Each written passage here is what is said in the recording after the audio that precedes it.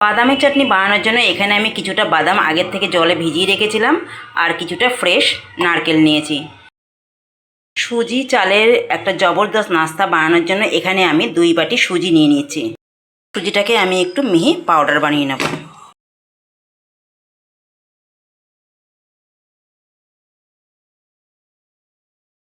এবার এই পেস্টটাকে আমি একটা বাটির মধ্যে ঢেলে নিলাম। ব্যাটারটাকে পাতলা করার জন্য আমি এর মধ্যে আরেকটু কিছু জল অ্যাড করে দিচ্ছি।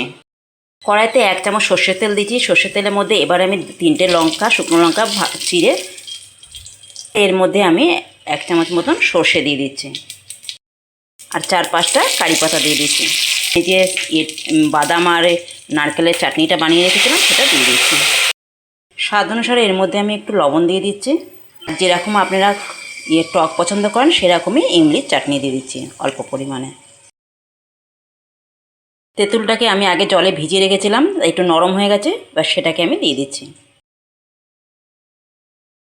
ভেতরের পুর দেওয়ার জন্য এখানে আমি 1/2 চামচ মতন জিরের গুঁড়ো দিয়ে দিলাম। অল্প একটু সর্ষের তেল, 1 চামচ সর্ষের তেল দিয়েছি, সর্ষের তেলের মধ্যে জিরে দিয়ে দিলাম আর 1 চামচ এখানে সর্ষে দিয়ে দিলাম আর 3-4টে কারি পাতা দিয়ে দিলাম। সবজিগুলো কেটে রেখেছি, এখানে গাজর, বিনস, মটরশুঁটি আর ক্যাপসিকাম। 2টো কাঁচা লঙ্কা এর মধ্যে আমি ছোটো ছোটো করে কেটে দিয়ে দিলাম আর এখানে স্বাদ অনুসারে একটু লবণ দিয়ে দিচ্ছি। আর এখানে আমি অর্ধেক টমেটো কুচি দিয়ে দিচ্ছি। এর মধ্যে একটু আমি হলুদ গুঁড়ো, জিরে গুঁড়ো, লঙ্কার গুঁড়ো আর এখানে ধনিয়া গুঁড়ো দিয়ে দিচ্ছি। এর মধ্যে লাস্টে আমি একটুখানি লেবুর রস দিয়ে দিচ্ছি। সুজি চালের এই ব্যাটারের মধ্যে আমি অল্প পরিমাণে একটু এবারে আমি অল্প পরিমাণে একটু তেল এর মধ্যে ব্রাশ করে দিচ্ছি। ব্যাটারটা বানিয়েছিলাম সেই ব্যাটারটা এর মধ্যে একটু দিয়ে দিচ্ছি।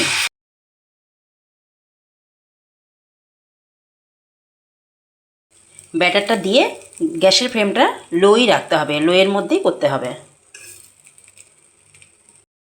এবার যে আমি পুরটা বানিয়েছিলাম সেই পুরটা আমি মাঝখানে দিয়ে দেব।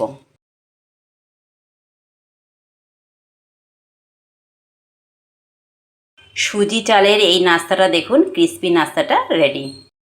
সুজি চাল দিয়ে বানানো এই ক্রিস্পি নাস্তাটা দেখুন আমার রেডি। আমি আপনাদেরকে দেখাচ্ছি ভেঙে কতটা ক্রিস্পি। আপনারা এরকম বাড়িতে ট্রাই করে দেখবেন, খেতে খুবই ভালো লাগে।